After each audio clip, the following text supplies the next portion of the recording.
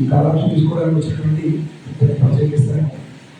వారు శ్రీ శ్రీనివాసరావు గారు హైదరాబాద్ రామచంద్రుడు నివసిస్తారు.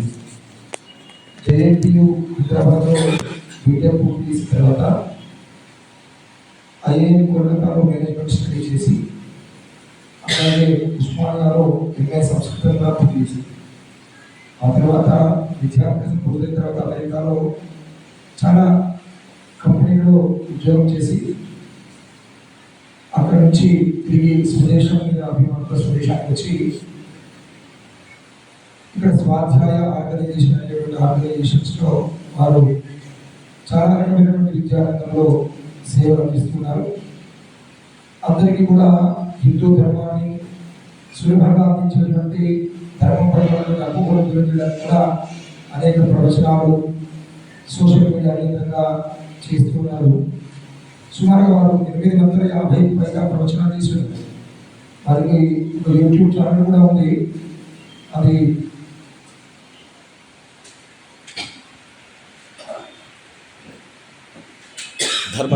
ధర్మదేశం అనేటువంటి యూట్యూబ్ ఛానల్ ఉంది. దానిలో ఈ ప్రవచనం తెలుగు తెలుగులో ధర్మదేశం అని యూట్యూబ్ ఛానల్ ఇప్పుడే వరకు రాసుకోండి, తర్వాత ఓపెన్ చేసుకోవచ్చు. 850 పైగా ఉన్నటువంటి ధర్మానికి సంబంధించి ఏదైతే సందేహాలు ఉన్నాయో అట్లా వాటిని నివృత్తి చేస్తున్నటువంటి ప్రవచనాలు అనేవి కూడా దాంట్లో ఉన్నాయి. వారు ఇదే కాకుండా భగవద్గీత, విష్ణు సహస్రనామం, లలిత సహస్రనామం, శ్రీచక్రార్చన ఇలాంటి ఏవైతే దేవుడికి సంబంధించినటువంటి విషయాలు ఉన్నాయి వాటిలో కూడా వారి ప్రవచనాలు ఉన్నాయి. ప్రస్తుతం వారు ఇప్పుడు సాఫ్ట్వేర్ కన్సల్టెంట్గా వృత్తి కొనసాగిస్తూ ఇట్లాంటి ఆధ్యాత్మిక ప్రవచనాలు కూడా చేస్తున్నారు. మనకు ఇంకా బిజీగా ఉన్నప్పుడు కూడా మన కోసం కాలం తీసుకొని ఇక్కడ శ్రద్ధగా వారు చెప్పేటువంటి విషయాలను రాసుకోవడము పుస్తకంలో దాన్ని మన మైండ్లో కూడా జాగ్రత్తగా చేసుకోవడం కోసం ఎందుకంటే ఇంత సమయం తీసుకోవాల్సినటువంటి వారికి గౌరవ శ్రద్ధగా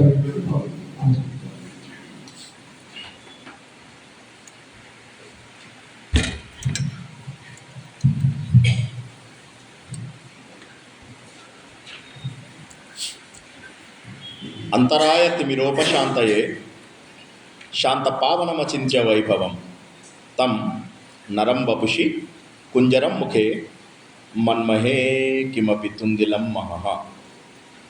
నమస్తే సదా వత్సలే మాతృభూమి. ముందుగా మనము అజ్ఞానం పోగొట్టాలి అని గణపతిని ప్రార్థన చేసుకున్నాం. హిందూ ధర్మం యొక్క ముఖ్య ఉద్దేశం ఏంటంటే అజ్ఞానం పోగొట్టుకోవడం. హిందూ ధర్మం లోపల గొప్ప మంత్రం అంటే గాయత్రి మంత్రం అంటారు కదా. గాయత్రి మంత్రం ఉద్దేశం కూడా అజ్ఞానాన్ని పోగొట్టడమే. ఇప్పుడు నేను గణేష్ మంత్రం చదివాను, అది కూడా అజ్ఞానాన్ని పోగొట్టడమే. తమసోమ జ్యోతిర్గమయ అది చదువుతాము, అందులోపల కూడా మన తమస్సు పోవాలి అని చెప్పి కోరుకుంటాము. ఒక్క హిందూ మతంలో మాత్రమే ఇది సంభవం. ఇంకా మిగతా ఎక్కడ కూడా అజ్ఞానాన్ని పోగొట్టు అని చెప్పేటటువంటి మతాలు లేవు. అసలు మనది మతమే కాదు, మనది ధర్మం అంటాం. అందరికీ తెలిసిన విషయమే అయినా కూడా తెలిసిన వాటిలోంచి వెళ్తూ కొన్ని తెలియని విషయాలు చెప్పుకుందాం. చాలా సులభంగా అర్థం చేసుకోవడానికి ప్రయత్నం చేద్దాం. మీకు అందరికీ తెలిసిన విషయాల మధ్యలో చాలా వస్తాయి. ఆ వచ్చిన విషయాలని కూడా కొద్దిగా రివిజన్ చేసుకుంటూ ముందుకెళ్దాం. ఓకేనా? హిందూ ధర్మం మనది సనాతన ధర్మం లేదా హిందూ ధర్మం. హిందూ అనేటటువంటి పదం మనకి ఏం చెప్తారు?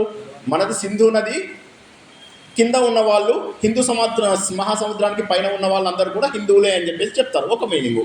వాళ్ళకి సింధు అనరాకుండా సాని కాస్త హా అన్నారు అంటారు. తప్పేమీ లేదు, అలా అనుకోవచ్చు. అయితే అసలు ఉద్దేశం వేరు. హిందూ అంటే దోషం పోగొట్టేది, పాపం పోగొట్టేది అని మీనింగు. దోషాన్ని తీసేసేది. సో కాబట్టి హిందూ ధర్మము ఏదైతే ఉందో ఆ ధర్మంలో పుట్టినటువంటి అదృష్టవంతులు ఎవరైతే ఉన్నారో వారందరికీ కూడా దోషాలు పోతాయి, పాపాలు పోతాయి. అయితే ఏం మాట్లాడుతున్నారు మీరు? ఇది నిజమేనా అంటే ఇది నిజమే, 100% నిజం. ఎందుకంటే మీరు చూసుకున్నట్లయితే ప్రపంచం చాలా పెద్దది. ఓకే, ముందు ఈ మొత్తం ప్రపంచమంతా ఒకే ఒక పెద్ద మాస్, ఒకే ఒక ఖండంగా ఉండేది. ఎన్నో ఖండాలుగా విడిపోయింది. ఆ తర్వాత చూసినట్లయితే ఒకే ఒక ప్రాంతము, ఇప్పుడు మనం చెప్పుకుంటున్నటువంటి ఈ భరతవర్షం అనేటటువంటి ప్రాంతం ఏదైతే ఉన్నదో ఈ ఒక్క ప్రాంతంలో మాత్రమే మనకు అన్ని రకాల ఆహారాలు కానీ వస్త్రాలు కానీ అన్నీ ఇక్కడే దొరుకుతాయి. మీరు మన వెస్ట్ బెంగాల్ నుంచి ఒక 1000 కిలోమీటర్లు ఇట్లా రేడియస్ తీసుకున్నారనుకోండి, ఇక్కడ మాత్రమే ఫుడ్, ఇంకెక్కడ దొరకదు ఫుడ్. మళ్ళొకసారి చెప్తున్నాను, జాగ్రత్తగా వినండి. ఫుడ్ ఇచ్చినటువంటి ఒకే ఒక ప్రదేశం భారతదేశము, చైనా, కొద్దిగా మనకి ఇటు ఇండోనేషియా, మనది ఇండోనేషియా వరకు కూడా వెళ్ళింది. ఇటు చూస్తే ఆఫ్ఘనిస్తాన్ వరకు, ఆఫ్ఘనిస్తాన్ నుంచి ఇండోనేషియా వరకు, ఇవి చూసుకోండి ఎంత పెద్దగా ఉందో. ఈ అఖండ భారతంలో మాత్రమే మీకు రైసు, గోధుమ ఏదైతే మెయిన్ ఫుడ్ అని అంటామో అది దొరికింది. భగవంతుడికి చాలా ఇష్టమైనటువంటి ప్రదేశం ఇప్పుడు మనం ఉన్నటువంటిది. ఇక మొదటిది. రెండోది ఏంటి, మనకు వస్త్రాలు ఎప్పటి నుంచో వేసుకోవడం అలవాటు. రోటీ కపడా మకాన్ అని అంటాం కదా, రోటీ అయిపోయింది, నెక్స్ట్ ఏంటి కపడా. బట్టలు ఎక్కడి నుంచి వచ్చాయి, మనకు ఎప్పటి నుంచో చెట్లలో ఉన్నటువంటి ప్రతి నుంచి బట్టలు తీయడం అనేటటువంటిది అలవాటైంది. పాశ్చాత్య దేశాల వాళ్ళు జంతువులను చంపేసేసి వాటి వస్త్రాలు కట్టుకొని ఆకులు కొమ్మలు కట్టుకునే సమయం లోపల మనము పీతాంబరాలు ధరించే వాళ్ళం అనడానికి ఇంతకంటే పెద్ద నిదర్శనం ఏముంది ఒకసారి ఆలోచించండి. ఇక మకాన్, మన దగ్గర కట్టినటువంటి కన్స్ట్రక్షన్స్ చూసినట్లయితే అసలు ఆశ్చర్యం అనిపిస్తాయి. ఇవి ఇన్నేళ్ల కిందటివా, ఇంత అద్భుతమైనటువంటివా. మీరు మొహంజోదారో, సింధు నాగరికత ఏవైనా చూడండి, పట్టణ నాగరికతలు అవన్నీ కూడా అర్బన్ సివిలైజేషన్, మీకు అద్భుతమైనటువంటి కట్టడాలు ఉన్నాయి. ఇవన్నీ చూస్తే మనకి ఏమనిపిస్తుందంటే రోటీ కపడా మకాన్ మన దగ్గరే ఉన్నాయి, ఇంకెక్కడా లేవు. హిందూ ధర్మం తప్ప మరేది ఉండే అవకాశం లేదు.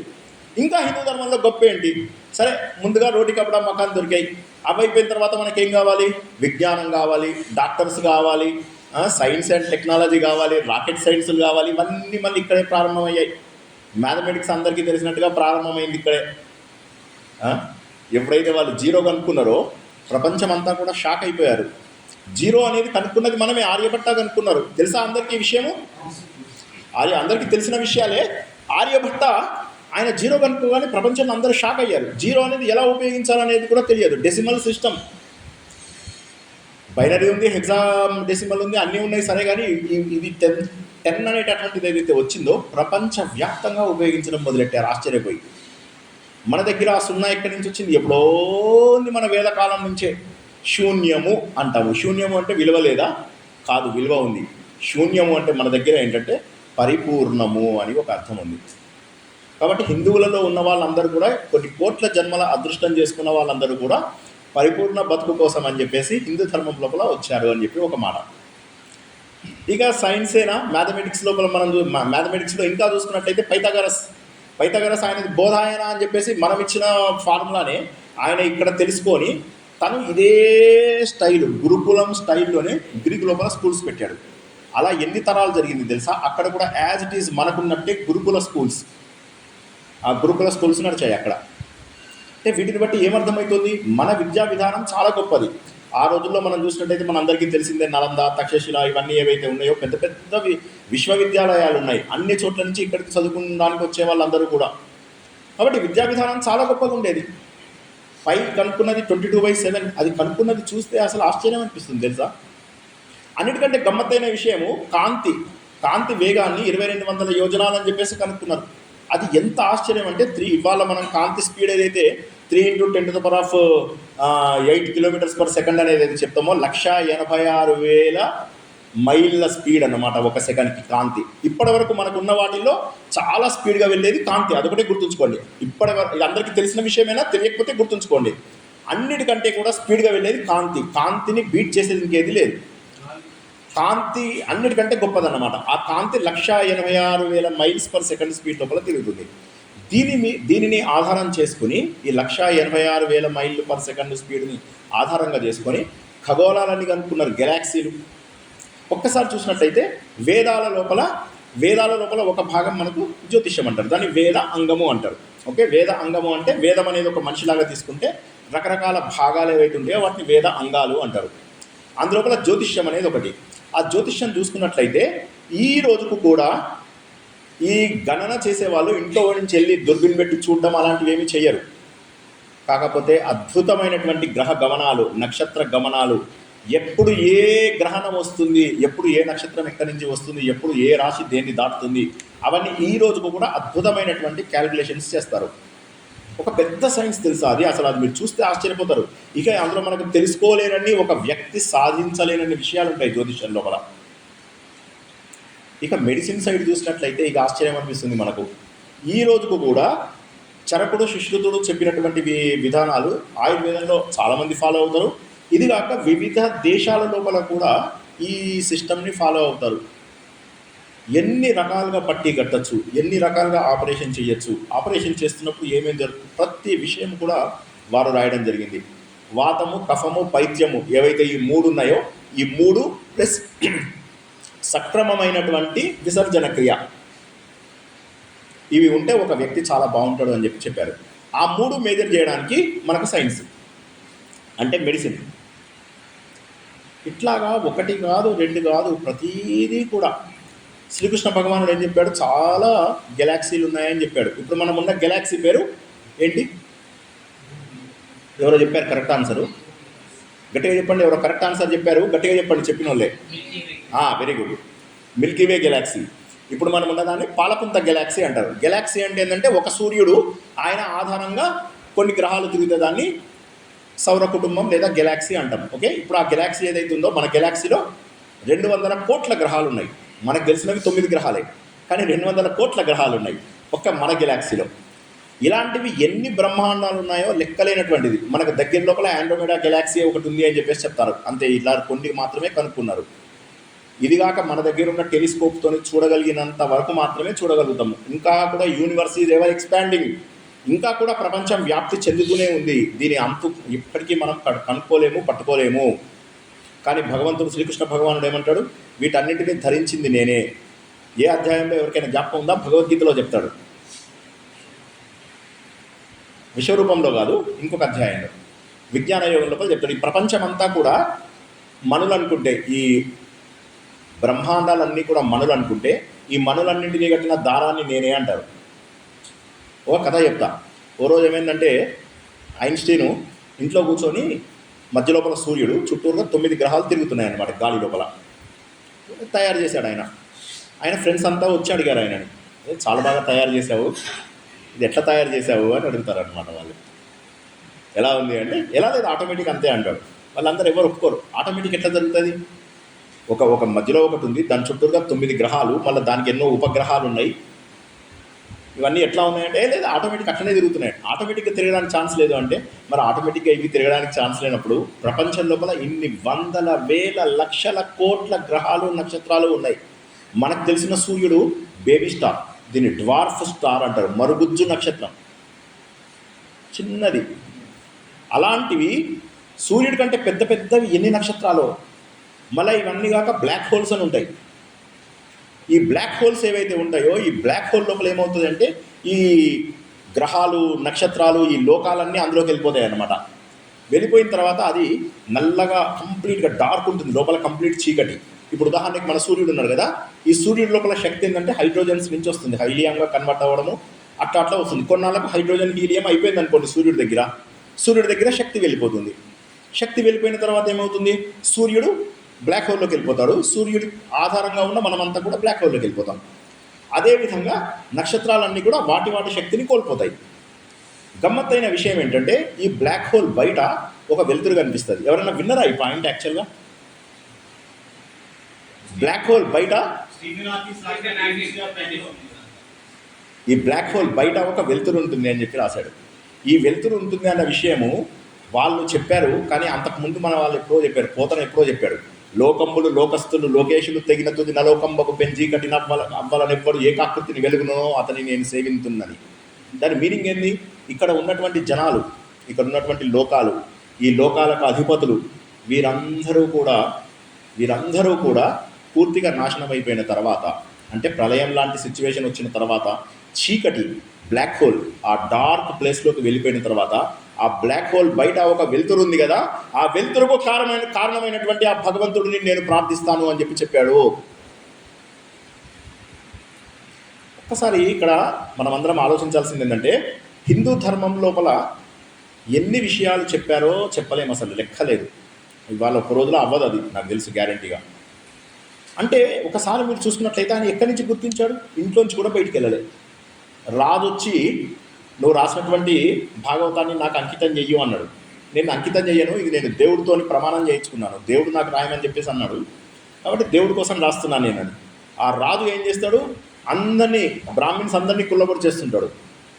శ్రీనాథుడు వచ్చి చెప్తాడు, బాబా ఏం చేస్తున్నావు నువ్వు, మొత్తం బ్రాహ్మిన్ జాతిని లేపేస్తున్నాడు రాజు. ఇప్పుడు వేద సంపద మొత్తం నాశనం అయిపోతుంది నీ ఒక్కడి వల్ల. ఈ ఒక్క పుస్తకమే కదా ఇచ్చేయి ఆయనకి. లేదు, ఆయన అంటాడు లేదు, ఇది దేవుడితోటి నేను పెట్టుకున్న కమిట్మెంటు. ఆయన ఇల్లు కూల్చేస్తాడు, ఆయన ఇంట్లోంచి బయటకు వెళ్ళగొట్టేస్తాడు, ఏదైనా కూడా ఆయన ఎక్కడి నుంచి వచ్చిందంటారు ఆ శక్తి? ఒక్కసారి ఆలోచించండి. మనం అలా చేయగలుగుతామా? ఏం లేదు, నేను అనేది వాళ్ళ గొప్పతనం పక్కన పెట్టేయండి, అందులోపల 1% మనం చేయగలుగుతామా? This is the greatness of Hindu dharma. Hindu ధర్మంలో మాత్రమే ఈ శక్తి వస్తుంది. హిందూ ధర్మంలో మాత్రమే ప్రతి వ్యక్తికి కూడా మానసికంగా అంత శక్తి వస్తుంది. ఇంకా వేరే ఏ మతాలలో అది లేదు. మిగతావన్నీ మతం అంటే ఏంటి? మతం అంటే ఏంటి? ఒక మతిలోంచి వచ్చింది, ఒక వ్యక్తి స్టార్ట్ చేసింది. ఇప్పుడు నేను ఒక మతం స్టార్ట్ చేస్తే దాన్ని శ్రీనివాస మతం అని చెప్పి స్టార్ట్ చేయొచ్చు, కానీ అది కాదు. మతం అంటే మతిలోంచి వచ్చింది, ఒక వ్యక్తి స్టార్ట్ చేసింది. మనది ఎవరు స్టార్ట్ చేశారు? ఎవరు స్టార్ట్ చేయలేదు. మనది వేదాలలోంచి వచ్చింది, వేదాలలోంచి వచ్చింది. ఓకే, క్లుప్తంగా చాలా బ్రీఫ్గా కొద్దిగా గట్టిగా చేయబట్టుకోండి, ఒక్క నిమిషము వినండి, ఒక 2 మాటలు వినండి. వేదాలు ఎవరిచ్చారు? ఎవరు రాశారు వేదాలు? ఎవరు రాశారు? ఓకే, యాక్చువల్గా వేదవ్యాసుడు ఏం చేశాడంటే వాటిని మనకు అందించడానికి ప్రయత్నం చేశాడు. వేదాలు ఎవరు రాయలేదు. వేదాలు దేవుడి నుంచి వచ్చాయన్నమాట. వేదాలు భగవంతుడి నుంచి వచ్చాయి. వేదాలు మాత్రమే భగవంతుడి గురించి తెలుపగలవు. వేదశ్చ సర్వైరహమేవ వేద్యో వేదాంత కృద్వేద విదేవతాని. వేదాల ద్వారా మాత్రమే నన్ను తెలుసుకోగలుగుతావు నువ్వు. వేదాల స్వరూపం నేనే, వేదం నేనే. ఓకే, ఈ పాయింట్ ఫస్ట్ది. రెండో పాయింట్ ఏంటంటే వేదంలో ఇంత వేదం ఉంది కదా, అంత వేదంది ఒక మనకి ఇవన్నీ చదవడం అందరి వల్ల కాదు. కాబట్టి మనకి ఏం చేశారు? ఒక చిన్న మంత్రం ఇచ్చారు, ఓంకారం. బస్, ఓంకారము ఈజ్ ఈక్వల్ టు అంత పెద్ద వేదసారం. వేదం యొక్క చిన్న సంక్షిప్త భాగం ఏమంటారు? ఓంకారం అంటారు, ప్రణవనాదం అంటారు. ఓంకారం యొక్క ఎక్స్పాండెడ్ ఫామ్ ఏదైతే ఉన్నదో దానిని వేదం అంటారు. ఈ వేదాలలో ఉన్నటువంటిది ఎట్లా ఉండేదంటే సత్యం వద, ధర్మం చెర, మాతృదేవో భవ, పితృదేవో భవ, ఇంతే చెప్తే దానికి ఏంటంటే జనాలకు అర్థమయ్యేది కాదు. సో వేదవ్యాసుడి వరకు వచ్చేసరికి ఏమైపోయిందంటే ఆయన ఏమనుకున్నారు, ఈ వేదాలు అందరికీ అందించాలి అని ఏం చేశారు? ఆయనకు 4 శిష్యులు ఉన్నారు, పైలుడు, జైమిని, వైశంపాయనుడు, సుమంతుడు అని చెప్పి. ఆ 4 శిష్యులకి 4 వేదాలు ఇచ్చి అందరిలోకి తీసుకెళ్ళండి అన్నారు.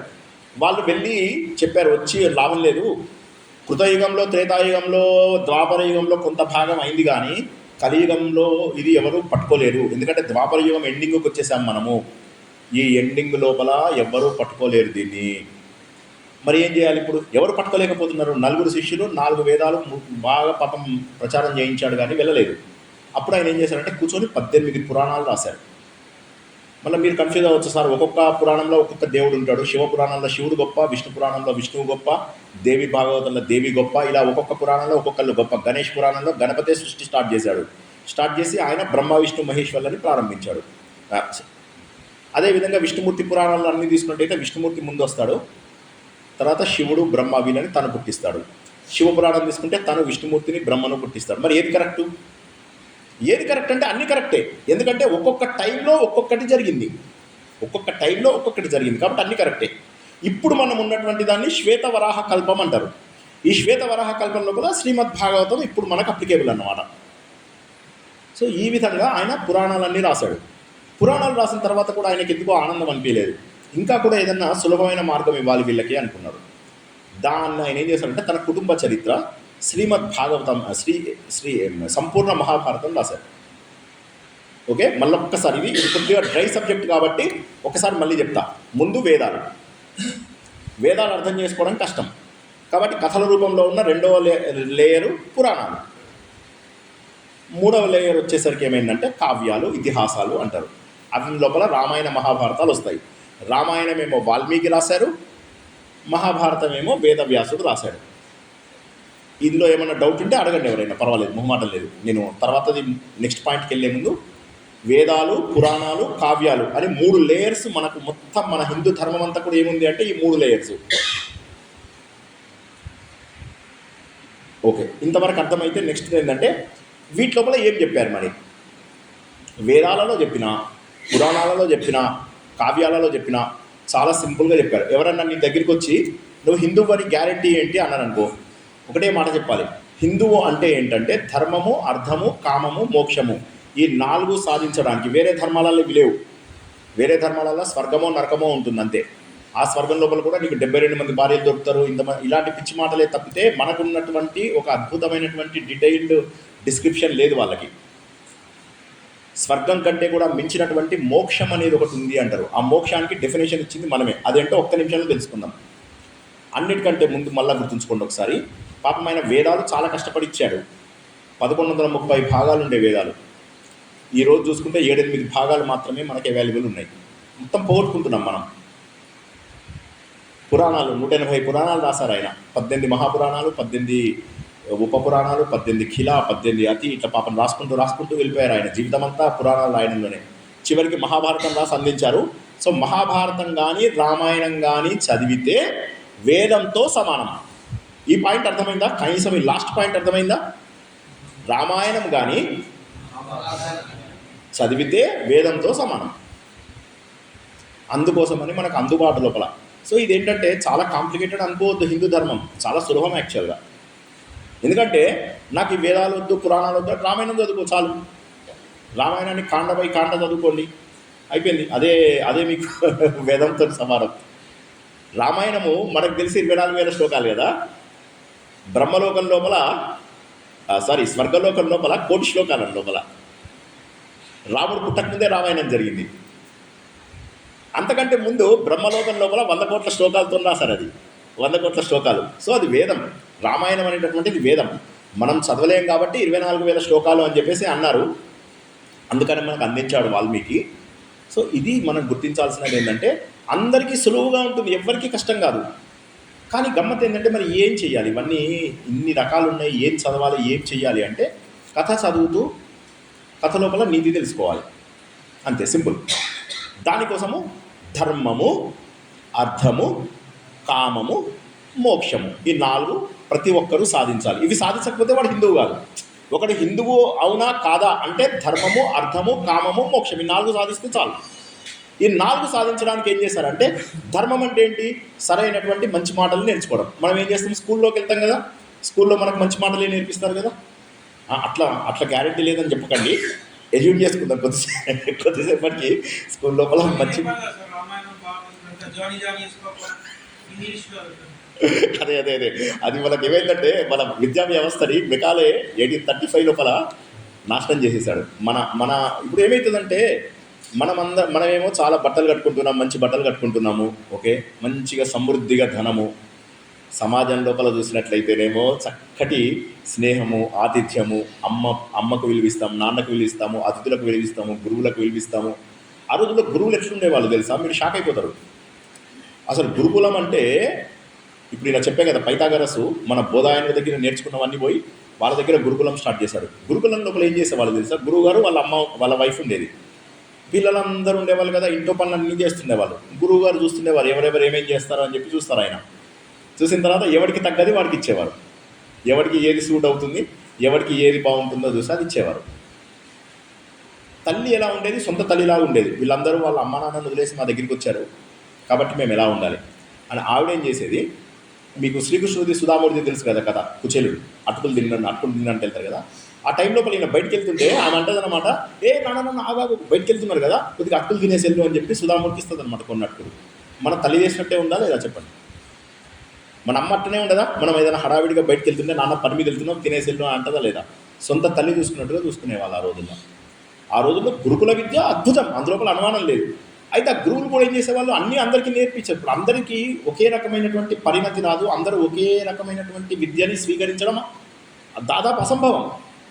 ఇప్పుడు ఈ రోజు కూడా మీరు ఒకటి చెప్పండి, అదేదో జోక్ ఉన్నది మీకు అందరికీ తెలిసేమో, ఒక కోతిని, ఒక కుక్కను, ఒక ఏనుగుని, ఒక చేపను పెట్టేసి అక్కడ ఒక పెద్ద చెట్టు ఉందన్నమాట.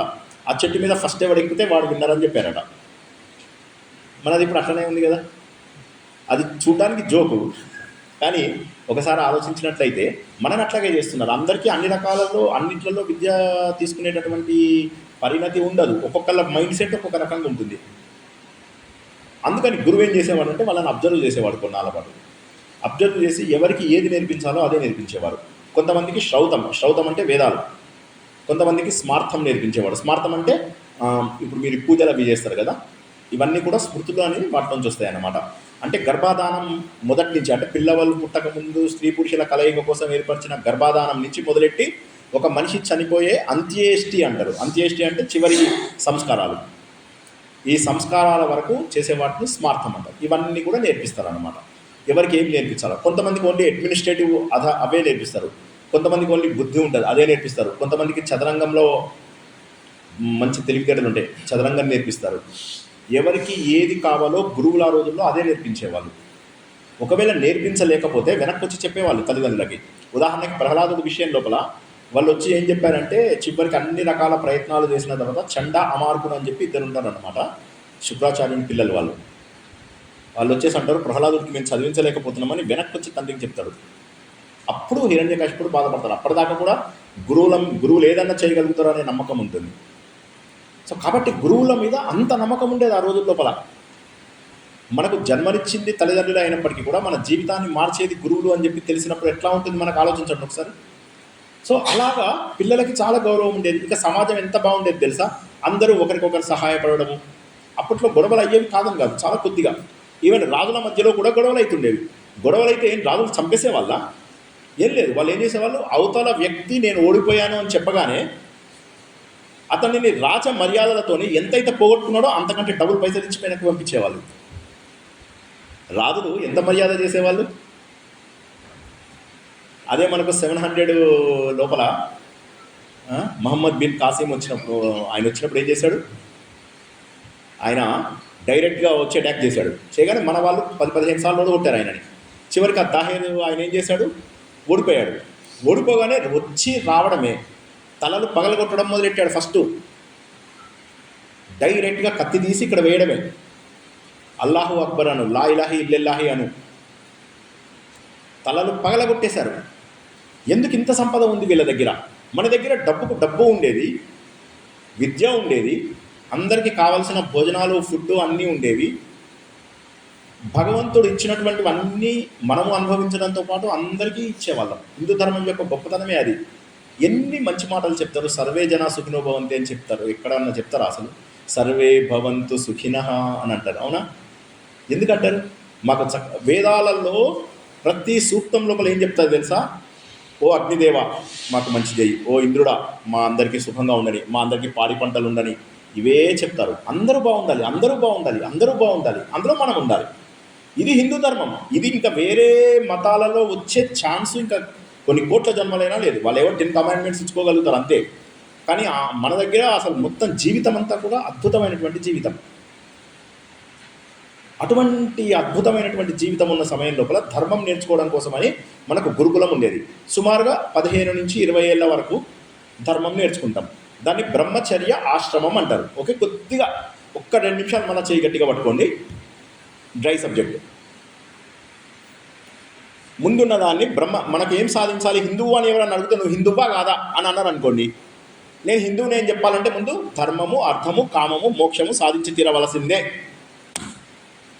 ధర్మం అంటే ఏంటంటే చిన్నప్పుడు స్కూల్ లోపల, కాలేజ్ లోపల, ఇలాంటి ఫోరమ్స్ లోపల, వాటి లోపల ధర్మము మంచి మాటలు తెలుసుకోవడం. తర్వాత అర్థము, కామము. అర్థం అంటే పైసలు, డబ్బులు సంపాదించడం. కామము అంటే కార్లు, బంగ్లాలు, వస్తువులు, స్థలాలు, భార్య, పిల్లలు. ఇంతవరకు క్లియరా? ఒక్కసారి ప్లీజ్. ఎవరికైనా అర్థం కాకపోతే చెప్తా. ధర్మం అంటేనేమో మంచి మార్గంలో ఎలా ఉండాలి, జీవితం అంతా కరెక్ట్ పద్ధతిలో ఎలా వెళ్ళాలి, తప్పేది ఒప్పేది అని తెలిసేదాన్ని ధర్మం అంటారు. అర్థము, కామము అంటే ఏంటంటే డబ్బు సంపాదించుకుంటూ కోరికలు తీర్చుకోవాలి. హిందూ ధర్మం లోపల ఎక్కడా కూడా మనకు నువ్వు డబ్బులు సంపాదించద్దు అని చెప్పలేదు, నువ్వు కోరికలు తీర్చుకోవద్దని చెప్పలేదు. చాలామంది ఏమనుకుంటారు తెలుసా? హిందూ మతాలు ఏముంది, ముక్కు మూసుకొని తపస్సు చేస్తే ఎవడన్నాడు ముక్కు మూసుకొని తపస్సు చేసుకోమని? ముక్కు మూసుకొని తపస్సు చేసుకోమని ఇవ్వడం లేదు. ముందు అన్నీ అనుభవించు, ధర్మబద్ధంగా అనుభవించు. ధర్మబద్ధంగా మీరు డబ్బు సంపాదిస్తే తప్పు కాదు, సింపుల్. ధర్మబద్ధంగా మీరు ఒక కారు కొనుక్కుంటే తప్పు కాదు, ధర్మబద్ధంగా ఒక బలం కొనుక్కుంటే తప్పు కాదు. ధర్మబద్ధంగా చేసే ఏ పని కూడా తప్పు కాదు. అది ధర్మము, అర్థము, కామము. ఈ అర్థము, కామము సాధించడం కోసమని మనకేం చేశారంటే గృహస్థ ఆశ్రమము అంటారు. మొదట్లో వచ్చింది బ్రహ్మచర్య ఆశ్రమము, అందులోపల ధర్మం నేర్చుకుంటాం మనం. గృహస్థ ఆశ్రమం లోపల అర్థము, కామము ఈ రెండు కూడా మనము సంపాదించుకుంటాం. తర్వాత వచ్చినటువంటిది ఇంకా ఏ మతాలలో ఎక్కడా చెప్పనటువంటిది గొప్పది, మోక్షము. మోక్షం అంటే ఏంటంటే ఎవరైనా ఒకసారి మోక్షం అంటే ఏంటి మీకు తోచినట్టుగా చెప్పండి. నేను తప్పైతే తప్ప ఏమైంది, తప్పైతే ఏమైంది, అదే కదా నేర్చుకునే పద్ధతే తప్పులు చేసి నేర్చుకుంటాం. మోక్షం అంటే ఏంటి? Very good. Okay, very good. ఇంకా వెరీ గుడ్. తృప్తి. ఓకే,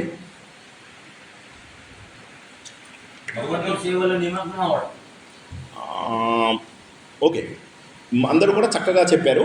మీరు మంచి అంటే సార్ చెప్పండి. ఉండడు.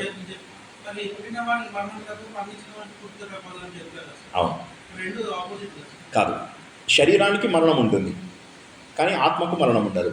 శ్రీకృష్ణుడు 13వ అధ్యాయం లోపల ఈ అనుమానాన్ని చాలా క్లియర్ చేశాడు.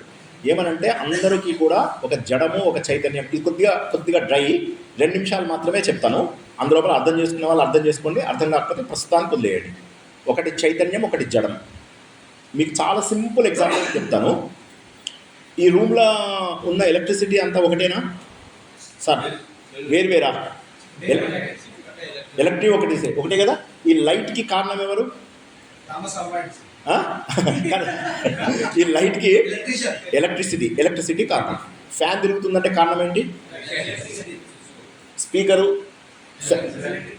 అన్నిటికీ కూడా ఎలక్ట్రిసిటీ. మైక్ కూడా ఎలక్ట్రిసిటీ కదా. ఇవన్నీ కూడా జీవులు. వీటన్నిటికీ కూడా ఎక్స్పైరేషన్ డేట్ ఉంటుంది. ఎలక్ట్రిసిటీ అన్నింటిలో లోపల ప్రవహిస్తుంది, అది చైతన్యం. మీ మొబైల్ ఉంది కదా, మీ మొబైల్ పాడైపోతుంది కదా. కానీ మీ మొబైల్ లోపల ఉన్నటువంటి ఎలక్ట్రిసిటీ, మొబైల్కి ఇచ్చే ఎలక్ట్రిసిటీ, మీ మొబైల్ పాడైందని ఎలక్ట్రిసిటీ ఇంట్లో కూడా పాడవుతుందా? పాడదు. సో కాబట్టి ఏంటంటే ఆ ఎలక్ట్రిసిటీని మీరు ఏమంటారంటే భగవంతుడు అంటారు. ఏమంటారు? ఎలక్ట్రిసిటీని ఏమంటాము? భగవంతుడు. ఏంటి భగవంతుడు అంటే? ఉదాహరణకు నేను ఇలా చేతులు లేపుతున్నాను కదా, దీనికి కారణం ఎవరు? నేనా? ఏ ధర్మం చెప్పలేదు, ఒక్క హిందూ ధర్మమే చెప్పింది ఈ చేతులు లేపుతున్నాను కారణం ఎవరంటే దేవుడు. మాట్లాడుతున్నానంటే కారణము దేవుడు.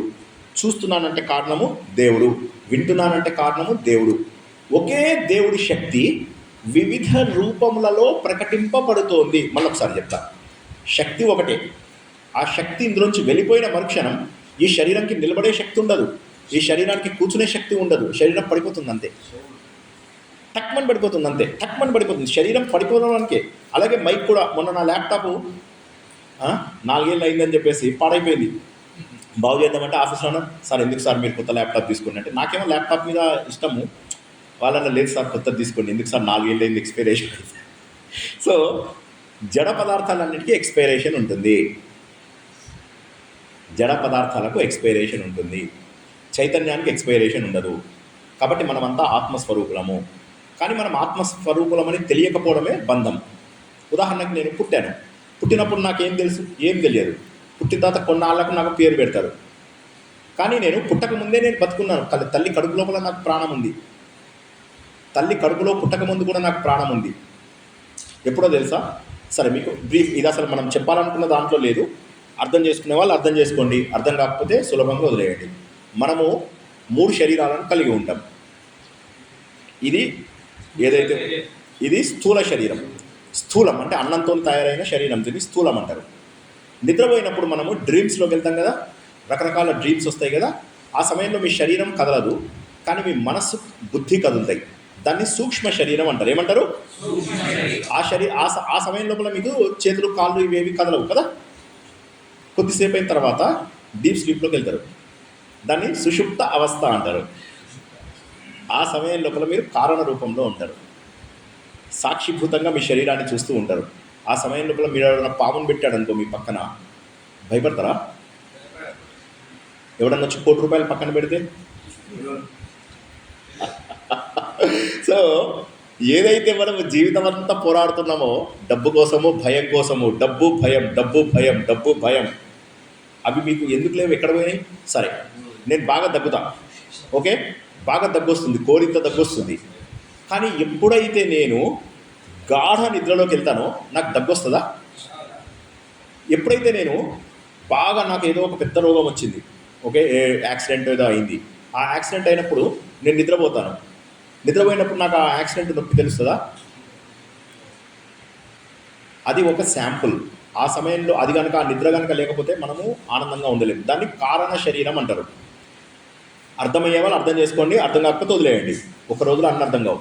కారణ శరీరం ఏం చేస్తుందంటే ఇలా మీ శరీరం బయట నుంచి చూస్తుంటుంది, ఒక చిన్న విత్తనం. దాన్ని ఏమంటారు? బీజం, విత్తనం అంటారు, సీడ్. మీరు చూసారు కదా, రకరకాల విత్తనాలు చూసారు కదా.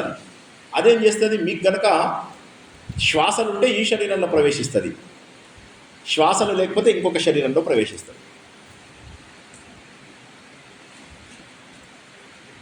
వేరే శరీరంలో ప్రవేశించడానికి ఏం చేస్తుంది, అది ముందు గాలి లోపల కలిసిపోతుంది. కారణ శరీరం విత్తన రూపం లోపల అలా వెళ్ళిపోయి మేఘాలలో వర్షంలాగా కిందికి వస్తుంది, వచ్చి కింద అది భోజనంలాగా తయారవుతుంది. ఆ భోజన రూపం లోపల తండ్రిలోకి ప్రవేశిస్తుంది. తండ్రి శరీరం లోపల శక్తి అంటారు, దాన్ని ఇంగ్లీష్ మన లాంగ్వేజ్లో వీర్యం అంటారు, సంస్కృతంలో ఏమంటారు? వీర్యం. వీర్యం అంటే మంచి శక్తి. ఏదైతే ఒక విడుదలకు ఉన్నటువంటి ఒక పెద్ద స్వరూపం వీర్యం అంటే అటమ్ బాంబ్. వీర్యం అంటే కరెక్ట్ మీనింగ్ చెప్పాలంటే అటమ్ బాంబ్. కొద్ది శక్తి లోపల ఎక్కువ శక్తి, అంటే చిన్న దాంట్లో ఎక్కువ శక్తి. ఆ వీర్యం ఏమవుతుందంటే తండ్రి శరీరంలోంచి తల్లి శరీరంలోకి ప్రవేశిస్తుంది. ప్రవేశించడానికి ఏమవుతుంది, కొన్ని వేల లక్షల కోట్ల కారణ శరీరాలు పరిగెడుతుంటాయి తల్లి వైపుకు. నాకు జన్మ కావాలంటే నాకు జన్మ కావాలి, నాకు జన్మ కావాలంటే running race. Millions of people running race ఉంటారు కారణ శరీరాలు. చివరికన్నా ఎవడో ఒక్కడు మాత్రమే తల్లి శరీరాన్ని చేరుకుంటాడు, మిగతా వాళ్ళందరూ మళ్ళీ ఈ జర్నీ మొదలెట్టాలి. ఇది హిందూ ధర్మంలో మాత్రమే చెప్పేటటువంటి గొప్ప విషయం. తల్లి శరీరం దొరకగానే ఆనందం, ఇంకా నేను ఎప్పుడు తప్పులు చేయను, బుద్ధిగా ఉంటాను, ఈ జన్మ మొత్తము ధర్మబద్ధంగా ఉంటాను, దేవుడా నాకు ఈ జన్మనిచ్చావు, సారీ దేవుడా నాకు ఈ జన్మనిచ్చావు, నేను ఇంకా ఎప్పుడు తప్పులు చేయను, నా జీవితం లోపల ధర్మబద్ధమైనటువంటి జీవితమే ఉంటాను, నాది జీవితం అంతా కూడా వేరే వాళ్ళ సేవకే నేను అంకితం చేస్తాను, ధర్మం కోసమే బతుకుతాను, నా దేశం కోసమే బతుకుతాను, ఇంకా తప్పులు చెయ్యను, ధర్మమే అన్నిటికీ మూలము. ఎందుకంటే ధర్మం అంటే ధరతీతి ధర్మ, అన్నింటినీ ధరించేదే ధర్మము, అదే దేవుడు. కాబట్టి ఆ దేవుడు మన లోపల ఉన్నాడు అని చెప్పి తెలుసుకోవడానికి ఒకే ఒక్క రూపం ఏంటంటే ధర్మస్వరూపము. అదే మనము ఫస్ట్ 20 ఏళ్ళు నేర్చుకునేది స్కూళ్ళల్లో, కాలేజీల లోపల. సార్ చెప్పినట్టుగా జానా అవి మన కర్మ కాకపోతే అవన్నీ నేర్చుకుంటున్నాం. సో దానివల్ల ఏమైపోయిందంటే మనం మన ధర్మాన్ని మర్చిపోయేటటువంటి అవకాశం ఉంది. కాబట్టి ముందు ధర్మాన్ని కరెక్ట్గా నేర్చుకోవాలి. ధర్మం నేర్చుకున్న తర్వాత ధర్మబద్ధమైనటువంటి ముందు జన్మ అర్థమైంది కదా అందరికీ, చాలా క్లుప్తంగా చెప్పాను. ఎలక్ట్రిసిటీ అనేది తగిలే వరకు కూడా దేవుడు అంటే ఎలక్ట్రిసిటీ. ఆ దేవుడిని మనం ఏం చేస్తాము, ఒకసారి తల్లి శరీరంలోకి వెళ్ళిన తర్వాత ఎలక్ట్రిసిటీని పట్టుకుంటాం. మన ఎలక్ట్రిక్ ట్రైన్స్ ఉంటాయి కదా, ఎలక్ట్రిక్ని పట్టుకోగానే రయ్య వెళ్ళిపోతాయి ముందుకి, ఒక్కసారి వదిలేసిందంటే పడిపోతాయి. మనం కూడా అంతే. ఆ ఎలక్ట్రిసిటీ దేవుడికి ఏం సంబంధం లేదు వీటి లోపల. సో మనము 2 భాగాలు అని గుర్తుంచుకోండి. ఒకటి జడ రూపంలో ఉన్న విత్తనము, రెండవది ఏంటంటే చైతన్య రూపంలో ఉన్న ఎలక్ట్రిసిటీ. ఆ చైతన్య రూపంలో ఉన్న ఎలక్ట్రిసిటీ ప్రపంచమంతా వ్యాపించి ఉంది. దానినే ఏమంటామంటే ఉల్లంఘించలేని శాసనము అంటాం. ఏమంటామంటే ఒకసారి వెరీ గుడ్, మంచిగా అర్థమైంది. అంటే దాన్ని మీరు బ్రేక్ చేయలేరు. దాన్నే మనం భజగోవిందంగా చెప్తాము. ఎందుకయ్యా ప్రధానికి టెన్షన్ పడతావు, అసలు నీకు టెన్షన్ పడే అవకాశం లేదు, హక్కు లేదు. నువ్వు టెన్షన్ పడుతున్నావు అంటే నువ్వు హిందువే కాదు. ఎవరైనా టెన్షన్ పడితే వాడు హిందువే కాదు, గుర్తుంచుకోండి. ఆయన ఏమంటారు తెలుసా, లేడా అక్కడ ఒక నియంత, ఆయన అన్నీ చూసుకుంటాడు, నువ్వెందుకయ్యా మధ్యలో బాధపడుతున్నావు. శ్రీకృష్ణుడు భగవద్గీతలో అర్జునుడు ఎన్ని ఫస్ట్ చాప్టర్ అందరికీ తెలుసా, అర్జున విషాద యోగం అని విన్నారా ఎవరైనా? ఫస్ట్ చాప్టర్ భగవద్గీత లోపల అర్జున విషాద యోగం. అర్జునుడు చాలా ఏడుస్తూ ఉంటాడు, నేను యుద్ధం చేయను, వాళ్ళందరూ నన్ను చంపేసినా సరే నేను యుద్ధం చేయను అని చేతిలో ఉన్న బాణాలు తీసి పడేస్తాడు తెలుసా. శ్రీకృష్ణుడు ఏమన్నాడు, నవ్వుతూ ఉంటాడు అంతే. రెండో చాప్టర్ వచ్చేసరికి అర్జునుడు చూసేసరికి శ్రీకృష్ణుడు నవ్వుతా కనిపిస్తాడు. ఏమైంది అంటే అశోచ్వ నన్వశోచత్వం, ఏడవని దారి గురించి ఏడుస్తున్నావు నువ్వు, అశోచ్వ ఏడవద్దు అని స్టార్ట్ అవుతుంది భగవద్గీత. భగవద్గీత ఎక్కడ ఎండ్ అవుతుంది తెలుసా? మొత్తం 18 చాప్టర్లు అయిపోయాక భగవంతుడి బోధ ఎప్పుడు ఎండ్ అవుతుంది అంటే మా శుచ. మా అంటే వద్దు, శుచ అంటే ఏడవద్దు. శోచనీయం అని విన్నారు కదా, శోచ, ఆ శుచ, ఏడవడాన్ని శోచం అంటారు. అంటే ఏడవద్దు నుంచి ఏడవద్దు దాకా ఉంటుంది. మన భగవద్గీత మొత్తం ఏముంటుంది? ఏడవద్దు మొత్తం చెప్పిన తర్వాత మళ్ళీ ఫైనల్గా ఏమంటాడు? ఏడవద్దు. ఈ రోజు నుంచి ఒకటి గుర్తుంచుకోండి అందరూ, ఎవరైతే ఏడుస్తారో, ఓకే, ప్లీజ్ కొద్దిగా జాగ్రత్తగా వినాలా. ఏడ్చే వాళ్ళకి ఏమవుతుందంటే ప్రకృతి అంతా కూడా వీడికి ఏడుపు కావాలని ఏడిపిస్తుంది. కొంతమంది ఉంటారు, నా జాతకమే ఇంత, నేను అడ్డం పడ్డా, నేను ఇది పడ్డా. ధర్మరాజు మాటకి ఇట్లా బాధపడతాడు. నాలాంటి అప్రయోజకుడు ఉన్నాడు, నాలాంటి దౌర్భాగ్యుడు ఉన్నాడు. అప్పుడు ఆయనకి పక్కన ఆయన ధౌమ్యుడు అని ఆయన గురువు గారు ఉంటారనమాట. ఆయన అంటాడు, తప్పు, అట్లా అనకూడదు. ఎందుకోసం అంటే ప్రకృతి శక్తులు నువ్వు ఏది కావాలనుకుంటున్నాయో అవి ఉంటే అదే ఇస్తాయి. నువ్వు కనుక నా బతికింతే, నేను చెడ్డోని, నాకు దుఃఖం కావాలని దుఃఖమే ఇస్తాయి. దాని బదులు నేను ఆనంద స్వరూపుడని. ఎందుకు? హిందూ ధర్మం లోపల ఏమంటారంటే నువ్వు ఆనంద స్వరూపుడవి. సత్, చిత్, ఆనందం. మళ్ళొకసారి ఇందాకటిది ఇప్పటిది కలిపి చెప్తా, అయినండి జాగ్రత్తగా. సత్, చిత్, ఆనందం అంటారు. సత్ అంటే సత్యమైన, సత్యం అంటే అసత్యం కానిది, ఎప్పటికీ శాశ్వతంగా ఉండేటటువంటిది. నీ ఆనందము ఒక సెకండ్ వచ్చి పోయేది కాదు, దాన్ని సత్ అంటారు. చిత్ అంటే చైతన్యం, డైనమిక్, మిగతా వాటిగా ప్యాసివ్ కాదు, మంచి ప్రకాశవంతమైన, వెలుతురు కలిగిన, చైతన్యవంతమైన. ఆనందము అంటే ఆనందానికి వ్యతిరేక పదం లేదు. సంతోషానికి, దుఃఖము ఇవన్నీ ఉన్నాయి. ఆనందం అనే దానికి వ్యతిరేక పదం ఉండదు. సో కాబట్టి ఆనందం అదొక్క హిందూ ధర్మంలోనే ఏముందంటే గుర్తుంచుకోండి, హిందూ ధర్మంలో పుట్టినవాడు ఎప్పుడూ ఆనందంగానే ఉండాలి, శాశ్వతమైనటువంటి ఆనందంలో ఉండాలి. ఇది మొదటి పాయింట్. రెండో పాయింట్ ఏంటి? శ్రీకృష్ణుడు ఏమన్నాడు? ఏడవద్దు నుంచి ఏడవద్దు దాకా తీసుకెళ్ళాడు. సో ఈ రెండు పాయింట్లని గట్టిగా గుర్తుంచుకోండి. మిగతా మర్చిపోయినా పర్వాలేదు, గుర్తుంచుకునే వాటిలా గుర్తుంచుకోండి బాగా గట్టిగా. ఏడవద్దు నుంచి ఏడవద్దు హిందూ ధర్మం, మొదటి పాయింట్. రెండోది ఏంటి? నువ్వు ఎప్పటికీ ఆనంద స్వరూపుడవు. అందుకే భగవద్గీతని డిఏడి, డాడ్ అంటారు.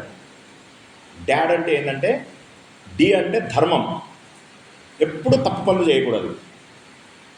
రెండోది అశోచ అంటే ఏడవద్దు. మూడోది ధైర్యం. శ్రీకృష్ణ భగవానుడు ఎప్పుడు చెప్పేది ఏంటంటే, ధైర్యంగా లేని వ్యక్తి పనికేరాడు అంటాడు. అందుకే మనకేమంటాడు ఈయన వివేకానంద, ఉక్కు నరాలు అవన్నీ జ్ఞాపకం ఉంది కదా, అట్లా అనమాట. ఒక వ్యక్తి ఎలా ఉండాలి? ధైర్యంగా ఉండాలి. ఈసురోమని మనుషులు ఉంటే దేశమే బాగుపడును అని ఎప్పుడు డల్గా బాధగా ఉండకూడదు, ఎప్పుడు ఆనందంగా ఉండాలి, ధైర్యంగా ఉండాలి. శ్రీకృష్ణుడిని మనం తండ్రితోని సమానంగా చూస్తాం. డిఏడి, డి అంటే ధైర్యం, డి అంటే ధర్మము, ఏ అని మధ్యలో ఉన్న దాని పేరు అశోచవ, ఏడవద్దు. ధైర్యంగా ఉండండి, ఏడవ. సో దేవుడు చెప్పిన మాటలు కూడా మేము వినమంటే ఇక అది వేరే సంగతిగా. ఎప్పుడైనా మీకు బాధ అనిపించినప్పుడు ఏమనుకోవాలి? నాకంటే ఎక్కువ తెలిసినోడు ఉన్నాడు, ఆయన నన్ను ఏడవద్దని చెప్పాడు, కాబట్టి నేను ఏడవను, నేను ఏడవను దాకా ఏడవను.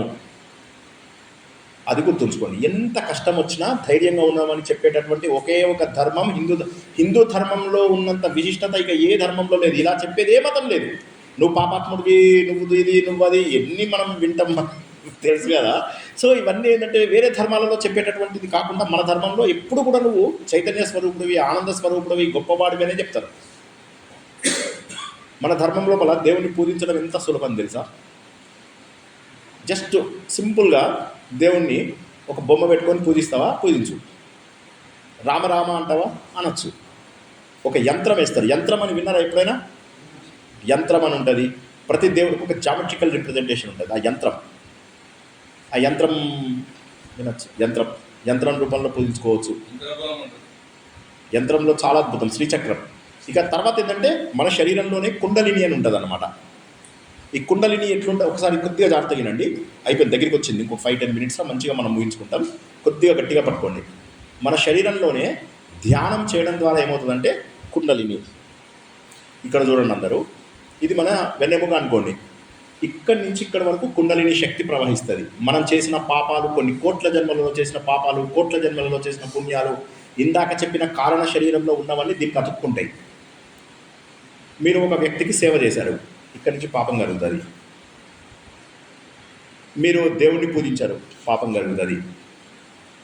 మీరు మెడిటేషన్ చేశారు, పాపం కొద్దిగా ఎక్కువ కలుగుతుంది. జ్ఞాన మార్గం అని ఉంది, అది వాళ్ళ కొద్దిగా కష్టం చెప్పడము. అది తెలుసుకున్నారనుకోండి మొత్తం క్లియర్ అయిపోతుంది. ఇక్కడ చక్రాలు తిరుగుతుంటాయి, దాన్ని పవర్ హౌసెస్ అంటారు. ఏమంటారు? Power houses. ఇట్లా చక్రాలు తిరుగుతూ ఉంటాయి. మన శరీరంలో అటువంటివి 115 చక్రాలు ఉంటాయి. ఎట్లా తెలుస్తారు ఇవన్నీ? ఇవన్నీ థియరీనా ప్రాక్టికలా? ప్రాక్టికల్. 115 అండి. 115 పవర్ హౌసెస్ అని రాసుకోండి. 115 శక్తి కేంద్రాలు అని రాసుకోండి. ఈ 115 శక్తి కేంద్రాలు ఉన్నట్టు ఎవరు చెప్పాడు? యూరోప్ లోపల ఇప్పటికీ పద్ధతిని ఉపయోగిస్తారు. ఈ రాసుకోండి అందరూ, కిర్లియన్ కెమెరాస్, కిర్లియన్ రాసుకొని గూగుల్, అందరికి ఇంటర్నెట్ ఉంది కాబట్టి అయిపోయినాక ఒకసారి చూసుకోండి. కిర్లియన్ కెమెరాలు అని ఉంటాయి. ఆ కిర్లియన్ కెమెరాతో ఏం చేస్తారంటే ఫోటో తీస్తారు ఒక వ్యక్తికి. తీయగానే ఆ వ్యక్తిని ఆవరించుకున్నటువంటి ఆ సూక్ష్మ శరీరం కనిపిస్తుంది. కనిపించడమే కాకుండా శరీరంలో ఉన్న మొత్తం నాడీ వ్యవస్థ కంప్లీట్గా, నాడీ వ్యవస్థ అంటే రక్త ప్రసారం చేసేదాన్ని నాడీ వ్యవస్థ అంటారు. ఆ నాడీ వ్యవస్థ మొత్తం కనిపిస్తుంది. అది ఎందుకు చేస్తారంటే కొంతమందికి ఈ చక్రాలు అని చెప్పే కదా, కొంతమందికి ఇక్కడ మూలాధార చక్రం దగ్గర ప్రాబ్లమ్స్ ఎక్కువ ఉంటాయి.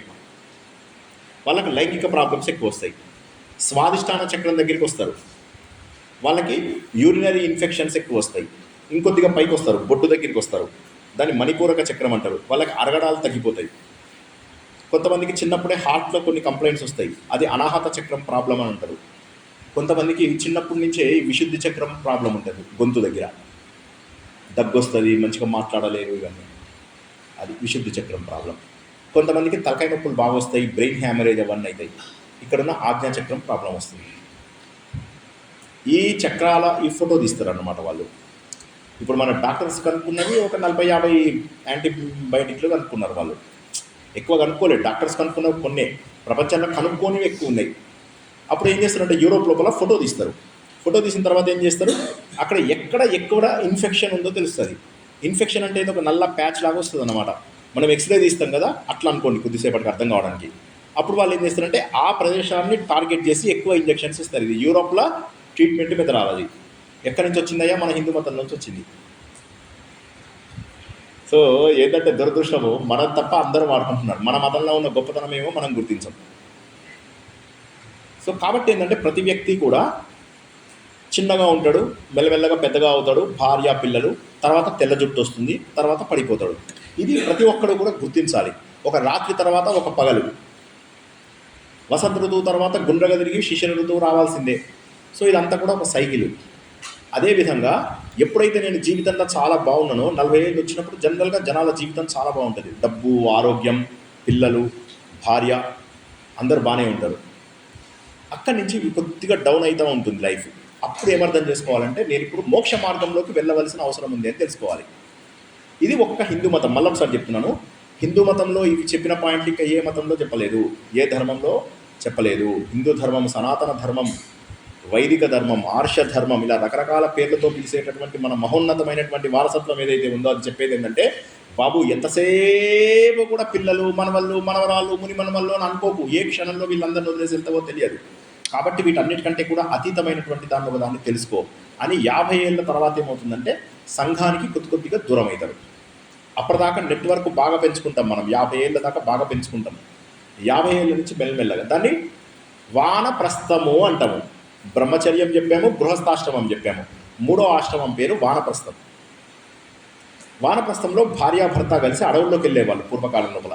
కోట్ల కొద్ది డబ్బు సంపాదించేవాళ్ళు రాజులు వీళ్ళందరూ. కానీ తర్వాత ఏమయ్యేది, వాళ్ళందరూ కూడా అంత రాజ్యం వదిలేసి, భోగభాగ్యాలు వదిలేసి, ప్రతి రాజు చూసుకోండి మీరు, అందరు అన్నీ వదిలేసి వెళ్ళిపోయారు. మనం మాత్రము 70 ఏళ్ళు, 80 ఏళ్ళు, 90 ఏళ్ళు వచ్చినా కూడా ఇంకా ఏదో కావాలా. ఏం తాత పెళ్లి చేసుకుంటావా? నాకెవరిస్తారా? నేను పెళ్లి చేసుకొని అన్నాడు ఆయన, నాకెవరిస్తాడనే. ఆ కోరిక ఎప్పటికీ పోదు. సో కాబట్టి ఏంటంటే ఆశ ఎప్పటికీ పోదు. పండు పోయినాయి, జుట్టు పోయింది, అన్నీ పోయినాయి, కానీ ఆశ మాత్రం చావదు. అందుకోసం అని చెప్పేసి ఏమంటుంటారంటే దానికి హిందూ ధర్మం లోపల నీ అంతట నువ్వే ప్రయత్నపూర్వకంగా సమాజానికి దూరం అవ్వడమే వానప్రస్థం. వానప్రస్థం అంటే ఇప్పుడు అడవిలోకి పోకండి. ఇప్పుడు నేను చెప్పినాను, ఇప్పుడు మీరు అడవిలేకపోతే అక్కడ క్రూర మృగాలు ఉంటాయి, పాములు ఉంటాయి, ఇప్పుడు వెళ్ళకండి. నేను చేసే జోక్ అన్నా. వానప్రస్థం అంటే జనాలకు దూరం కొద్ది తగ్గించుకోవడము, అనవసరమైన సంబంధాలు తగ్గించుకోవడం. అట్లానే అందరికీ ఫోన్ చేసి కటింగ్ చేస్తున్న ఈరోజు నీ దోస్తో నేను ఏ నుంచి నీతో మాట్లాడ అట్లా చెప్పొద్దు, అది కూడా తప్పే. మెల్లమెల్లగా అనవసరమైనవి తగ్గించుకుంటారు. తర్వాత భార్యాభర్త ఇద్దరు అలా ఒక 20-25 ఏళ్ళు సాధన చేస్తారు. సుమారు 70-75 ఏళ్ళు వచ్చిన తర్వాత భార్య అవసరము, పిల్లల అవసరం కూడా ఉండదు. దాన్ని సన్యాసం అంటారు. సమ్యక్ న్యాసము, సరైనటువంటి త్యాగము, సరైనటువంటి స్థానము, సరిగ్గా అన్ని విడిపోవడం. అప్పుడు ఏమనిపిస్తుంది అంటే నాకు భగవంతుడికి తేడా ఏముంది? భగవంతుల్లో ఉన్న చైతన్యమే నాలో ఉంది కాబట్టి నాకు భగవంతుడికి తేడా లేదు. అహం బ్రహ్మాస్మి. ఇదే వేదాలలో చెప్పినటువంటి 4 మహావాక్యాలు. ఒక్కసారి దీన్ని మనం గుర్తుంచుకుంటే చాలు. వేదాలలో ఏం చెప్పారంటే, ఋగ్వేదంలో ప్రజ్ఞానం బ్రహ్మ అన్నాడు. అంటే గొప్పదైనటువంటి జ్ఞానము. ఏ జ్ఞానము? నువ్వే దేవుడివి అనేటటువంటి జ్ఞానం ఏదైతే ఉందో అది తెలిసిన మరుక్షణము నువ్వు భగవంతుడిగా మారిపోతావు. కింద శృంగేరి శంకర మఠం ఉన్నది కదా, దాన్ని దక్షిణం అంటారు. అక్కడ మనకు యజుర్వేదం. యజుర్వేదంలో ఏం చెప్తారంటే, అహం బ్రహ్మాస్మి. నేను, అహం అంటే నేను, బ్రహ్మ అస్మి అయి ఉన్నాను, నేను ఆ దేవుణ్ణే అయి ఉన్నాను అని తెలుసుకుంటారు. లెఫ్ట్ సైడ్ మనం ద్వారకా సైడ్ వెళ్ళినట్లయితే పశ్చిమం లోపల మీకు సామవేదం ఉంటుంది. సామవేదం లోపల తత్ త్వం అసి అంటారు. తత్ అది, త్వం నువ్వు, అసి అయి ఉన్నావు, ఆ భగవంతుడే నువ్వై ఉన్నావు. తత్వమసి, తత్ త్వము. అయ్యప్ప స్వామి టెంపుల్కి ఎవరైనా వెళ్ళారండి ఇక్కడ? ఓ వండర్ఫుల్. అయ్యప్ప స్వామి కాన్సెప్ట్ ఏంది? సో భగవంతుడే నువ్వు. మనమంతా కూడా భగవంతుడి స్వరూపులమని గుర్తించడం అన్నిటికంటే ముఖ్యం మనకి ఇక్కడ. మనమంతా కూడా భగవంతుడి స్వరూపులం అయ్యాము, కానీ మన అజ్ఞానం వల్ల, ప్రకృతి మన పైన కప్పినటువంటి మాయ వల్ల తెలుసుకోలేకపోతున్నాము. 4వది జోషిమఠ్. అంటే ఉత్తరం భాగంకి వెళ్ళినట్లయితే అక్కడ మీకు అథర్వణ వేదంలో ఉన్నటువంటి ఒక మహావాక్యం ఉండదు. దాని పేరు ఏంటంటే, అయం ఆత్మ బ్రహ్మ. ఈ ఆత్మ ఏదైతే ఉన్నదో నీ లోపల అదే బ్రహ్మ. ఇది ఒక్కసారి ఆలోచించండి. ఏ ధర్మంలో అయినా చెప్తారా? నువ్వు పోతావు స్వర్గానికి పోతావు, నీకు 70 మంది వైఫ్స్ వస్తారంటారు, లేకపోతే స్వర్గానికి వెళ్తావు, అక్కడ నీకు మేరీ ఎవరో ఉందంటే ఏవో చెప్తారు కథలు. ఇవన్నీ ఫోటోలు సామేమన్నా. కానీ మనం ఒకసారి ఆలోచిస్తే ఆశ్చర్యకరమైనది ఏంటంటే, మనకు అద్భుతమైనటువంటిది స్వర్గ నరకాలకు మించినటువంటి ఒక అమోఘమైనటువంటి స్థానం ఉంది. నువ్వే భగవంతుడిలో అయిపోతావు, ఐక్యమవుతావు. ఆ సత్యం తెలుసుకోవడానికే ఈ జీవితం అంతా కష్టపడుతున్నావు. ఆ సత్యం తెలుసుకున్న మరుక్షణం నువ్వు భగవంతుడిలో కలిసిపోతావు. ఈ 4 వాక్యాలేనా? ఇంకా చాలా ఉన్నాయి. సర్వం ఖల్విదం బ్రహ్మ, సర్వం ఖలు ఇదం బ్రహ్మ. అంతా బ్రహ్మనే అయి ఉన్నది కదా. ఏడుపు వచ్చేస్తుంది ఇవన్నీ చెప్తే. మొదట్లోపల నాకు ఇవన్నీ తెలియవు. నేను కూడా అందరిలాగా డబ్బు నేను చాలా పేదరికంలో బతికా. అలాంటిది డబ్బు సంపాదించడమే ధ్యేయం ఉంటుంది కదా. ఆబ్వియస్లీ వెళ్ళాము, విదేశాలకు వెళ్ళాము, ఎన్నో దేశాలు చూశాను. ఒక దేశంలో చాలా ఏళ్ళు ఉన్నాను, 11 సంవత్సరాలు ఉన్నాను. ఉండి అర్థమైనది ఏంటంటే, అన్నిటికంటే కూడా గొప్పది హిందూ ధర్మం అని చెప్పి తెలిసింది. తెలియగానే వెంటనే వెనక్కి వచ్చేసా. ఇప్పటి వరకు కూడా చదువుతూనే ఉన్నాను, ఇంకా చదువుతూనే ఉన్నాను. ఇప్పుడు ఎట్లా అయిపోయిందంటే, లైఫ్ ఎక్స్ట్రీమ్లీ సింపుల్ లైఫ్, చాలా సింపుల్ లైఫ్ నాది. కానీ ఎంత ఆనందంగా ఉన్నానో ఇప్పుడు నాకు అర్థమైంది. చిన్నప్పుడు ఏదైతే పేదరికము, డబ్బుతో అన్ని సమస్యలు తీరిపోతాయని అనుకుంటావో అది కాదు. అన్నిటికంటే గొప్పదైనటువంటి ఒక తత్వం ఉంది. ఆ తత్వాన్ని తెలుసుకున్నప్పుడు మాత్రమే మనం ఆనందంగా ఉంటాము. పిపీలికాది బ్రహ్మ పర్యంతం ఉన్నది ఒక బ్రహ్మనే. పిపీలిక అంటే ఒక చిన్న చీమ నుంచి బ్రహ్మ వరకు ఉన్నదంతా కూడా ఒకటే, ఇంకేది లేదు. మనకు తెలియకపోవడమే అది. మనకు తెలియదు, అది అజ్ఞానం. ఎట్లా తెలుస్తుంది? ఒక్కరోజులో తెలియదు. స్వాధ్యాయం చెయ్యాలి. దీనికి హిందూ ధర్మంలో ఇంకో 3 నిమిషాలలో అయిపోతుంది మనది. 4 పద్ధతులు ఇచ్చారు హిందూ ధర్మంలో ఇది సాధించడానికి. మనకేంటంటే జీవన విధానము, జీవిత లక్ష్యము. జీవిత విధానం అంటే లైఫ్ స్టైల్, జీవిత లక్ష్యం అంటే యువర్ లైఫ్ డెస్టినేషన్. నువ్వు ఎట్లా ఉండాలి, ఏమి సాధించాలి, 2 చెప్పినటువంటి ధర్మం హిందూ మతం. ధర్మము, అర్థము, కామము, ఈ 3 మనకేం చెప్తాయి? జీవిత విధానం ఎలా ఉండాలి అని చెప్పి చెప్తున్నాయి. ధర్మబద్ధంగా ఉండాలి, డబ్బు సంపాదించుకో, బంగళాలు తెచ్చుకో, అన్నీ చేసుకో. తర్వాత సాధించవలసినది మాత్రము మోక్షము. సో జీవన విధానము, జీవిత లక్ష్యము, లైఫ్ స్టైల్, లైఫ్ డెస్టినేషన్ ఏంటి అనేది చెప్పింది. ఇదే సీక్వెన్సు మన పురాణాలలో ఇదే ఉంటుంది, ఇదే పద్ధతి. వేదాలలో కూడా ఇట్టనే ఉంటుంది. సంహిత, బ్రాహ్మణము, అరణ్యకము, ఉపనిషత్తు అంటారు. సంహిత లోపల ఏముంటుంది? మనకిక్కడ మా ధర్మం ఎలా నేర్చుకోవాలని. బ్రాహ్మణం లోపలేమో డబ్బు సంపాదించుకునే మార్గాలు, అరణ్యకంలో వానప్రస్థ మార్గాలు, ఉపనిషత్తు లోపల భగవంతుడి గురించి తెలుసుకునే సన్యాసానికి సంబంధించినటువంటిది, నువ్వు భగవంతుడు ఒక్కటే అని తెలుసుకునేది.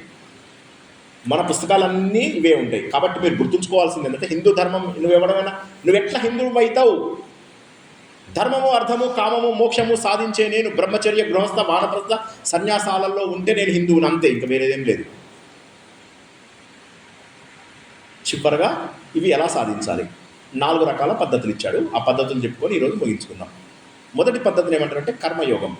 కర్మయోగం అంటే ఏంటంటే పొద్దునే కాఫీ తాగేసి ఆఫీస్ పోతాను, అది కర్మయోగం అంటే కుదరదు. నువ్వు చేస్తున్న పని ద్వారా ఒక బాధ్యతగా చేయాలి, దేశం కోసం చేయాలి. దాన్ని లోక సంగ్రహము అంటారు. కోరిక లేకుండా చేయాలి, ఫలితం ఏదొచ్చినా పట్టించుకోకూడదు. ఉదాహరణకి టెంపుల్కి వెళ్తాం కదా, అందరు టెంపుల్కి వెళ్ళారు కదా, ఇక్కడ వెళ్ళలేదా? కొంతమంది వెళ్ళారు కదా, very good, very good, wonderful wonderful. Temple లోపల ఆయన ప్రసాదం ఇస్తాడు కదా, ప్రసాదం ఇచ్చినప్పుడు మీకేమో పులిహార ఇష్టం, ఆయన శనగలు ఇచ్చాడు. మీరు లైన్లో గంట సేపు వెయిట్ చేశారు, మీరేమో పులిహార ఇష్టం, మీకేమో శనగలు ఇచ్చాడు. మీరు ఏం చేస్తారా? శనగలు తీసి కొట్టారా? ఏం చేస్తారు? వెరీ గుడ్, కళ్ళకు అద్దుకొని తింటారు. కాబట్టి జీవితంలో ఏమి జరిగినా కూడా నువ్వు హిందువు అయితే ఏది జరిగినా కూడా దేవుడి పైన వదిలేసేసి అది కళ్ళకు అద్దుకొని తీసుకోండి. దాన్ని కర్మయోగం అంటారు. నువ్వు చేసే పని కరెక్ట్గా చేయి. నువ్వు లైన్లో ఎందుకు నిలబడ్డావు? ఎందుకంటే దేవ దర్శనం అవుతుంది అని చెప్పి నిలబడ్డావు. ఆ తర్వాత దేవుడు ఏది ఇస్తే అది తీసుకుంటావు. ప్రసాదం అంటే ప్రసన్నముగా అంటే ఇచ్చేది అని చెప్పి, దేవుడు ప్రసన్నమై నీకు ఇచ్చేదే ప్రసాదము. దీన్ని కర్మయోగం అంటారు. అంటే ఇది నాకు సంబంధం లేదు, దేవుడు చేయించాడు, నేను చేశాను, బాధ్యతగా చేశాను. ఇంకొకసారి రమణ మహర్షి గారు అడుగుతారు అనమాట, కొద్దిగా కర్మ ఎట్లా మనము ఇది చేయాలి అంటే, ఆయన ఏం చేశాడు, ఆ వ్యక్తిని తీసుకొని ఒక కొండెక్కిచ్చాడు. ఎర్రటి ఎండ లోపల ఒక కర్రని తయారు చేశాడు, పైకెళ్ళి ఒక వంకి కర్రని తయారు చేశాడు. వస్తూ ఏం చేశాడు, ఆ కర్రని ఒక పెద్ద ఆయనకి ఇచ్చేశాడు. ఏమయ్యా ఏం చేశావు అంటే, మనం కష్టపడి కష్ట ఫలితము వేరే వాడికి అందింపజేయాలి. అదే నిజమైనటువంటి కర్మయోగము. లోక సంగ్రహం కోసము, దేశం కోసం, ధర్మం కోసం పాటుపడడం తప్ప మరి ఇంకేది లేదు. నంబర్ 1, దాన్ని కర్మయోగం అంటారు. రెండోది ఏంటంటే భక్తి యోగం. భక్తి యోగం అంటే నేను టెంపుల్కి వెళ్తా, లేకపోతే నేను ఏకాదశి ఉపవాసం ఉంటా అంటే కుదరదు. పోతన ఏ విధంగా ఉన్నాడు? అనన్య భక్తి, నాకు దేవుడు తప్ప మరేదీ లేదు, అన్ని దేవుడికి వదిలేయడమే. మన పిల్లల్ని కంటే కూడా దేవుడిని ఎక్కువ ప్రేమించాలి. అన్నమయ్యని కొడుతుంటారు వాళ్ళు, అన్నమయ్యని కొడుతుంటే అన్నమయ్య ఏమంటాడు, అన్నమయ్య పక్కనున్న వాళ్ళు కొట్టేటి వాళ్ళు అంటారు అనమాట. అది ఎందుకయ్యా, ఏదో ఒకటి రాసి పడయా రాజు ముఖాన, ఆ రాజు వినడయ్యా మన మాటలు, ఏదో ఒకటి ఇచ్చేసాయి ఆయనకి, నువ్వు ఇది వీక్నవు అది వీక్నవు అని చెప్పి అంటాడు కదా. కానీ అన్నమయ్య ఒప్పుకోడు. అది భక్తి. ఎంత కష్టం ఎదురైనా కూడా దేవుడి పైన నమ్మకం ఉండడం భక్తి. మూడోది ఏంటంటే రాజయోగం అంటారు. ఈ రాజయోగం మెడిటేషన్. కష్టపడి మనము ప్రాణాన్ని, తర్వాత ఆసనాలు. అందరికీ ఇప్పుడు మీరు కూర్చున్నది ఏదైతే ఉన్నదో సుఖాసనము అంటారు. మంచిగా సుఖాసనం చాలా మంచిది. అదేవిధంగా ఒక కాలు మీద ఒక కాలు వేసుకుంటారు కదా, పద్మాసనం, అర్ధ పద్మాసనం, అది వేసుకొని ప్రాణం అంటే వాయువుని ప్రాణం అంటారు. దాన్ని నియంత్రించి అనులోమ విలోమ అవి చేస్తారు కదా, అది చేసుకుంటూ మెడిటేషన్ చేయడం ఏదైతే ఉన్నదో దాన్ని రాజయోగము లేదా ధ్యాన యోగము అంటారు. దీని ద్వారా ఈ పాపాలు ఉన్నాయి కదా, ఇప్పుడు మీరు చేసిన 3 పద్ధతుల ద్వారా ఇవి జుజు ఇట్లా క్లియర్ అయిపోతాయి. నేను చెప్పిన సౌండ్ రాకపోవచ్చు, కానీ క్లీన్ అవ్వడం అయితే. 4వది చివరి పాట జ్ఞానయోగము.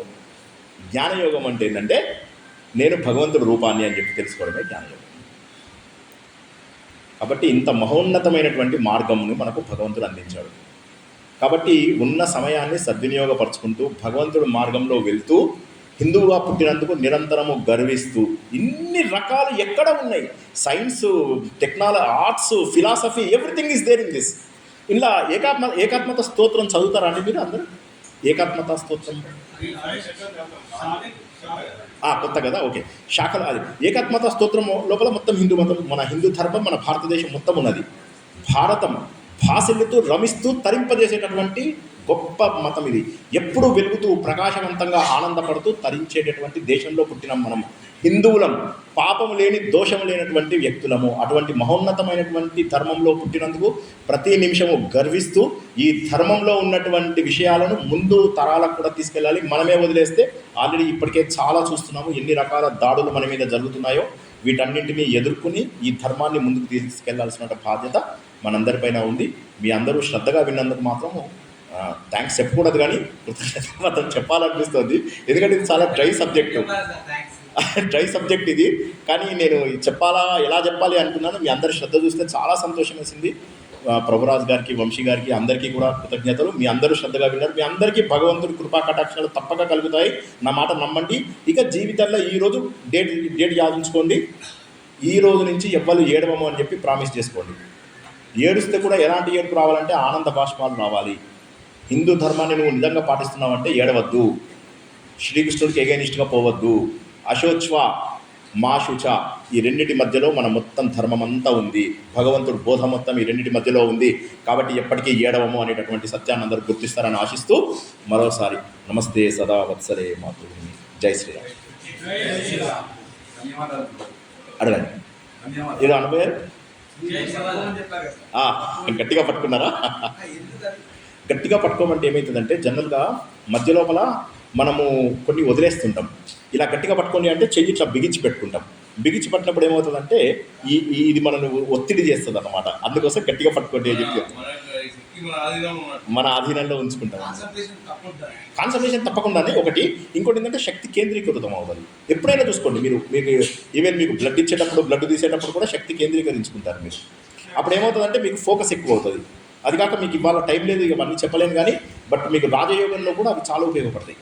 మీకు మెడిటేషన్ చేస్తుంటే మీకు గంట టైం చేస్తే మీకు 2 నిమిషాలు అవుతుంది. మొన్న గ్రహణం రోజు నాడు మా పిల్లోడు ఉన్నాడు అనమాట.